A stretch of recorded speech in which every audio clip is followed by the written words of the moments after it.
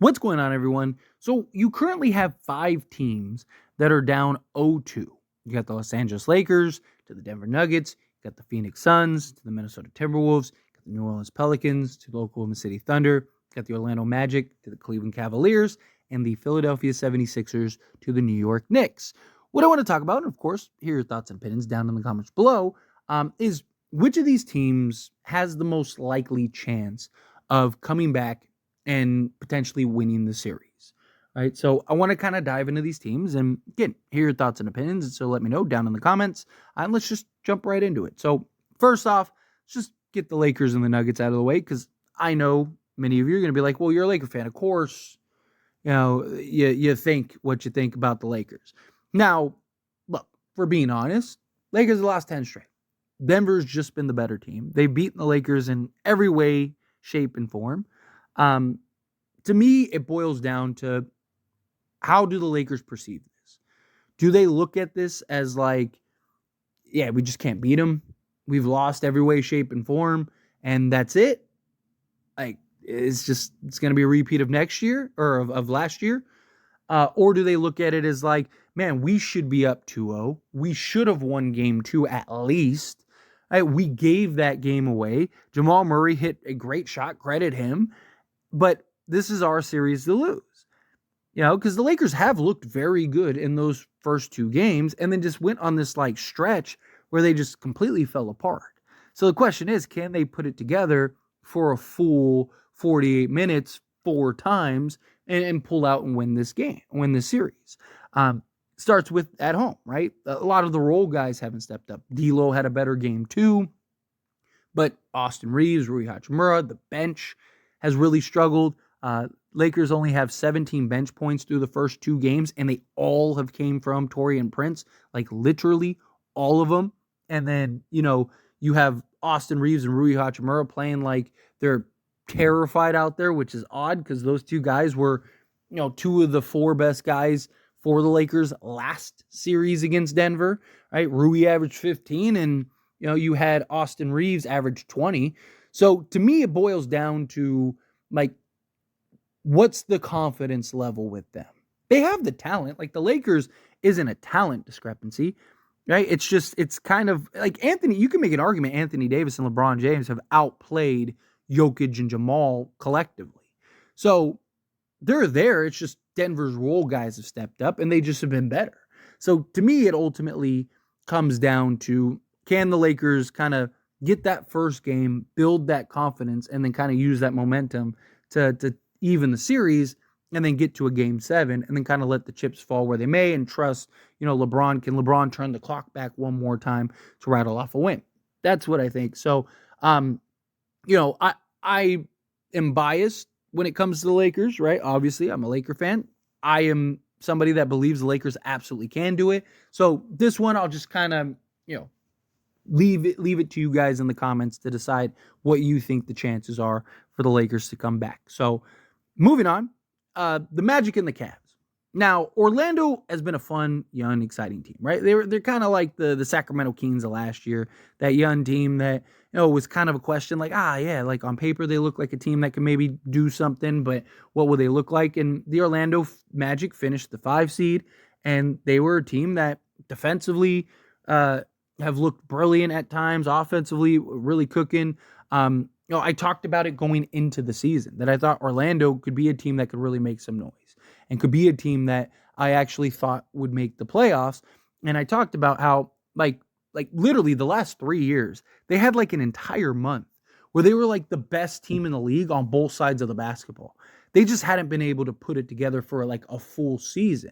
Then you saw Orlando this year and it looked like, oh, wait a minute. They actually are. They can kind of put it together for a full season. They were very good this year. And the thing is that the Cavs have kind of been the same team. And I just think, obviously, Donovan Mitchell is the big ace and the big factor, right? He's kind of the swing vote for them. To me, when it's Orlando, I don't believe that Orlando could come back and win this series. I know Orlando fans might feel otherwise. I know some people might feel otherwise. And look, never say never. You've seen enough in this league to know, like, hey, stranger things have happened. I just think Orlando is that young team. Right? Again, much like the Sacramento Kings of last year, right? They're that young team that got in, that ran into a team that has more experience. Now, Cleveland's not the Warriors, but no, they are a team that has a little more experience. They have guys that have, kind of been there, done that. Donovan Mitchell's a guy that is, a real playoff performer. And I just think that Cleveland's the team that the experience and just the, hey, we were here last year type thing, I just think is going to be a little too much for Orlando to overcome. But I do like Orlando's future.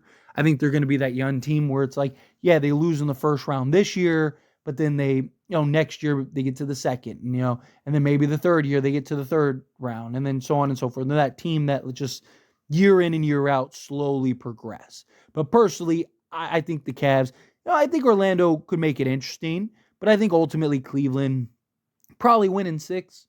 Right? I think, I think Cleveland will end up winning one of these Orlando games, maybe. All right. I think if Orlando wins these 2 road games, then I think 6. I think Cavs will go and close out the last 2. But if they lose one of these road games, I think that's it. I think they win in 4. I think Orlando will get at least 1 win, but we'll see. Next up, Suns and the Wolves.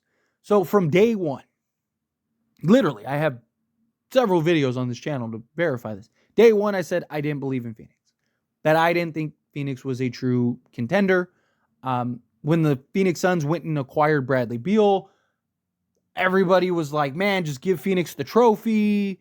Phoenix is already going to win the chip, right? Like, why are we even playing the season? Like, all the noise, even the videos that I was making, I had so many comments from people that were just like, oh, you don't know basketball. You're an idiot. You're delusional. You're whatever.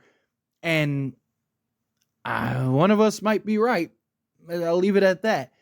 Again, there's more to the game of basketball than just putting 3 names on the back of the jerseys on a basketball court, especially when those 3 guys are very similar style, ISO, on-ball type players. I just don't think Phoenix is going to work, and I don't think that they have the roster fleshed out well enough to kind of balance and complement those 3 guys enough to win a championship. I don't think that they could stop anybody. I think that they just ran into a bad matchup, which is the Minnesota Timberwolves. I just think Minnesota just has too much size. They can kind of match up defensively. They have the pieces to kind of help neutralize Devin Booker and Kevin Durant and Bradley Beal.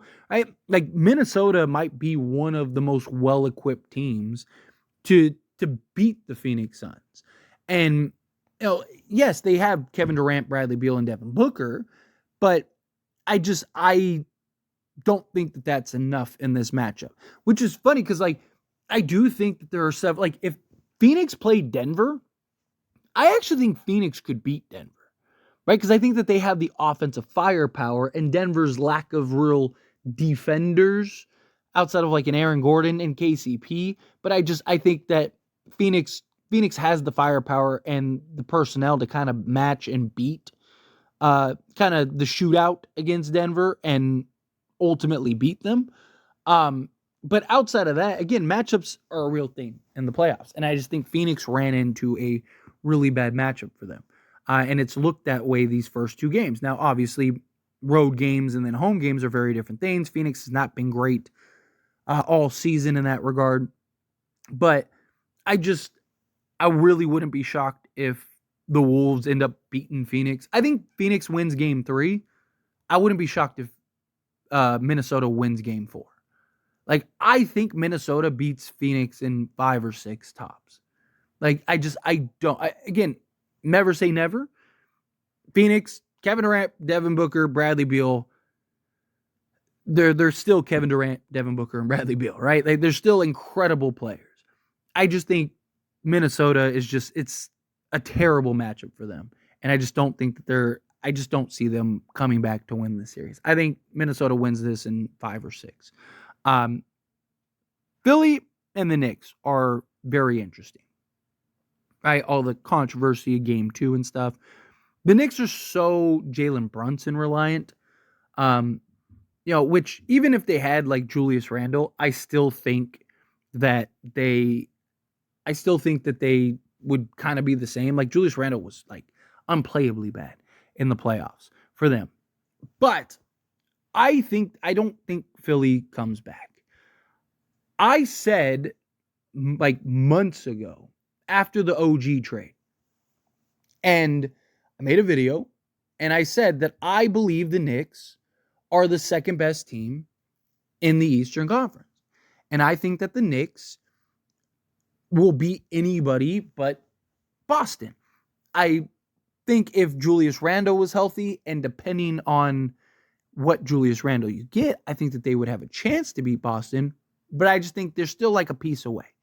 And lo and behold, the Knicks get 2 seed, Knicks up 2-0, looking like they're going to advance to the second round.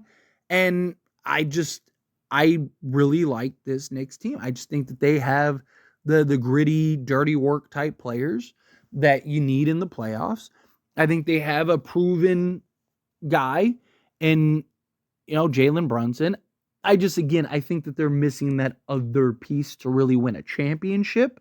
But, you kind of get the dominoes to fall your way. I just don't think Philly, with the Joel Embiid we've seen, Joel's clearly not 100%. I think if Joel Embiid was fully healthy 100%, I do think that I think the series may be a little different. I still think the Knicks would win this series because I also don't fully trust Joel Embiid. We've seen him time and time again in big moments just completely disappear, and I have my concerns about that. And Mitchell Robinson has done a very good job. Even Hartenstein has really done a good job kind of defending Jokic.